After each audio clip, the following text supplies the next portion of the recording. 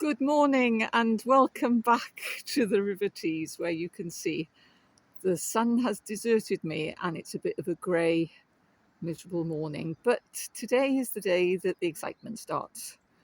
On my last day, I did about 18.5 miles and gained any ascent at all, whereas today I'm doing 12.5 and I'm going to gain over 250 foot of ascent. So that's quite a lot for a river to go up. So I'm expecting to see a lot more liveliness in this river. But before that, I'm going to go across there to the George pub where I finished my day last time, because I had a very early day today, very early start. So I want to get some breakfast because there is absolutely nothing, nowhere to shelter, nowhere to get a cup of tea or something to eat between here and Barnard Castle where I finish.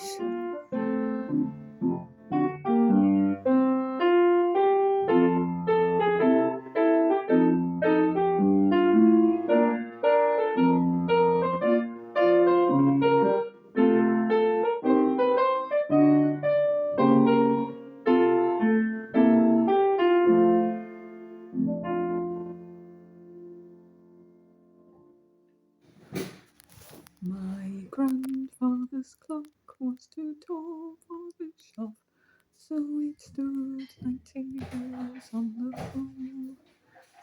And this is the clock in the George in Piercebridge. It's amazing what you find when you go walking.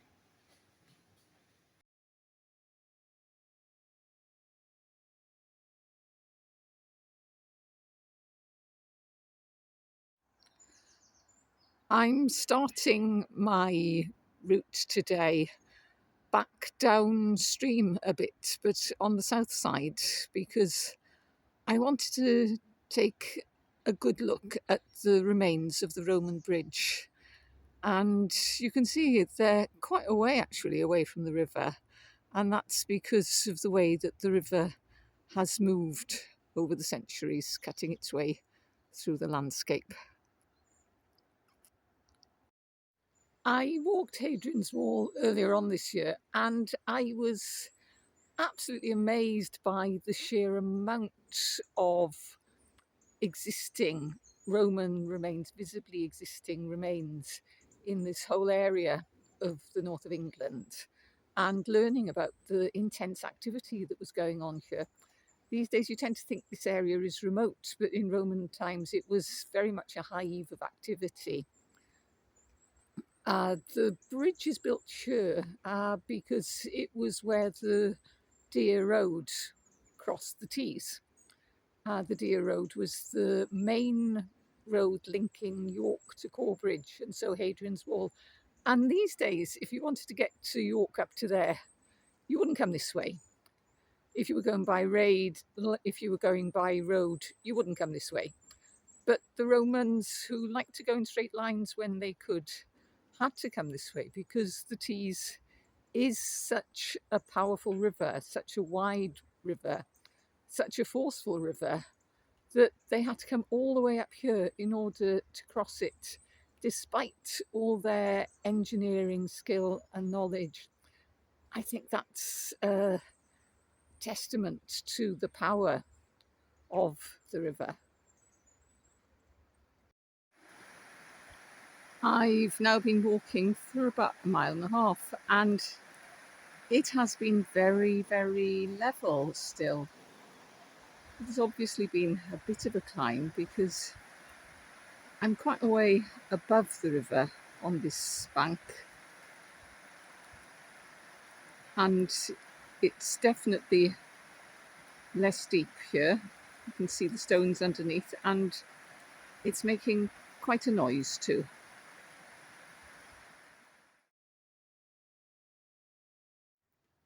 You do find amazing things just walking around the place. I've come in to gain food, not knowing what to expect. I've walked past this building, which used to be an academy, a boarding school, and it's where Stan Laurel of Laurel and Hardy fame went to school. I wasn't expecting that today either. I've been chatting to some local people who were very insistent I call down to look at the church, and I can understand why. It's a beautiful building with a history of worship here going back to Saxon times and pre-Christian Bronze Age times even. There are wonderful stained glass windows, wonderful pillars, and wonderful Saxon carvings, which you see and you think, well, I've seen the Lindisfarne Gospels, I've seen the Book of Kells, but making such intricate carvings in stone with such rudimentary tools really was highly skilled work.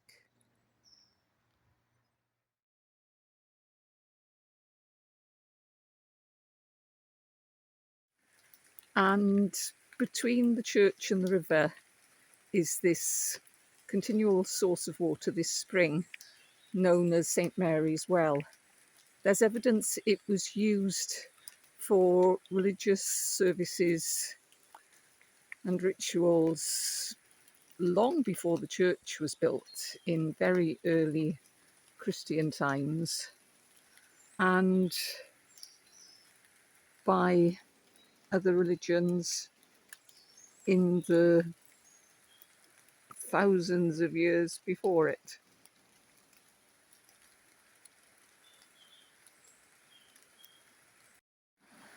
And the final thing I've learnt from my visit to Gainford is that although there's not a bridge here, it was possible to ford the river here, and there were continual debates, possibly a bit more lively than that, between the people this side of the bank and the other side about who had the right to the ford. And in the end, this side got it. And that's why the village is known as Gainford.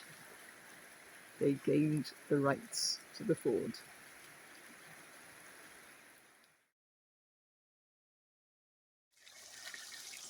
There are some things you smell before you see, and Gainford Spa is definitely one of those. If you get close to it, there's a distinct smell of eggs, which means sulphur, doesn't it? I imagine it's fine to drink, but I think I'll give it a miss on this occasion. The incredible sunshine I had 2 days ago has definitely gone, but it's beautiful walking in this weather. I've got all my waterproofs on, so I'm staying dry. And there's something so wonderful about seeing these colours and the mist and the rain falling onto the water. Yeah, you don't need sun every day. It's nice to have a change.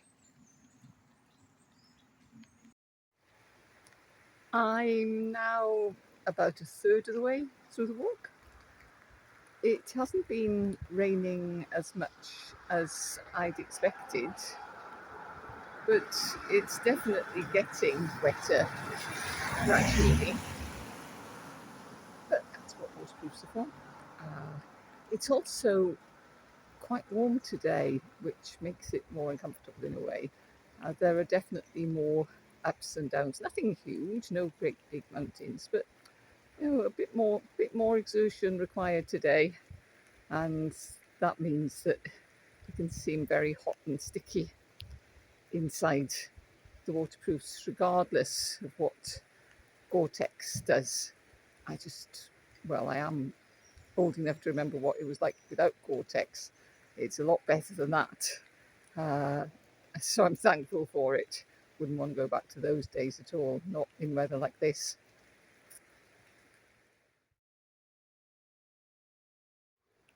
I'm standing on Winston Bridge, which is a very substantial structure high above the river. very much reflecting how we've moved away from the flat landscape of my last day's walking. And the river is down there, and I wouldn't say it's looking angry, but it's definitely moving, and at times it can be quite noisy too. So things are definitely getting exciting. Well, I stand here in the rain knowing I am not alone. I've just been talking to a chap who is walking the Teesdale Way in the opposite direction, and he seems to have the river walking bug big time. He's walked the Eden River Trail, and after this he's going to start on the Weardale Trail. So it's addictive stuff, these long distance paths. And he told me that up ahead of me there are a couple of people who are walking the Teesdale Way on consecutive days at the moment. They're staying tonight in Barnard Castle, so you never know, I might meet those. It's nice to know I'm not the only one out in this weather doing this. There must be something in it, mustn't there?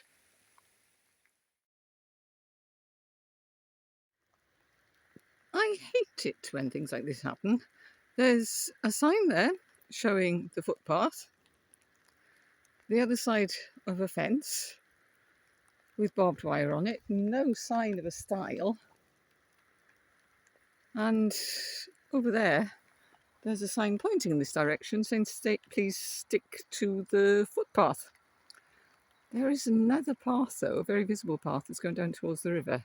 So I'm going to follow that and see where it takes me. It's the sort of thing that happens on a day when the weather's not good, because it just does. So I followed this very visible track down to the valley bottom and across to the river and up a bit, but there was no way through, so I came back. And now I've come back, I've seen a far less visible track there, and on the other side of it there's a Teesdale Way badge, so I think that's the way I need to go. And before anyone says you should have checked the map, I did check the map, but the diamond shapes on the long distance paths are quite spaced out, and so it wasn't exactly clear where this path was going, even after I checked the flipping map. But now I'm feeling confident. Well, I think I am. I've come into the village of Walton because it's now raining really, really heavily, and I've been walking a fair few hours. So I really would like to find some shelter to sit down for a bit. As I anticipated, the pub is closed, but perhaps I'll find somewhere. It might even just be that telephone box over there. That would do, I think.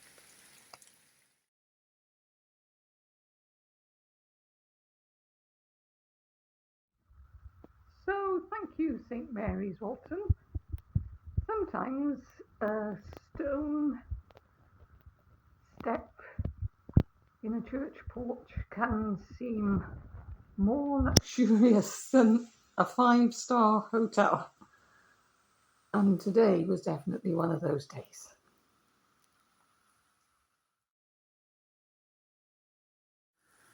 I've reached Walton Bridge, which is where the Teesdale Way path is supposed to cross over to the southern bank. For the first time since my second day's walking, when I crossed from the south to the northern bank at the Newport Bridge, so a long time ago. But the bridge is currently closed for renovation work, so I'll be finishing my walk today, still on the north side of the Tees, walking up towards County Durham. And the landscape really has changed since my last day's walking, which was completely flat. Look at the drop down to the river down there. And I'm starting to get a fair few ups and downs as I climb these banks and then go back down to river level. Hey, I said I wanted a change, and I'm definitely having one. I said things would get tricky today, and steep steps covered in wet leaves going down and up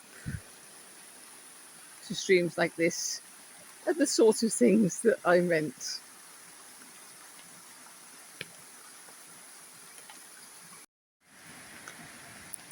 I'm now closer to the river than I've been for most of today. I've been able to hear it, but I haven't been able to see it. And looking at it now, it's hard to believe that this is the same river as the one I walked alongside on my last day's walking. That one that was moving fairly gently and mostly silently. And the river I walked alongside on the days before that was completely silent and often completely still on its surface. I wanted exciting. I've got exciting. Just look at that water rushing down there.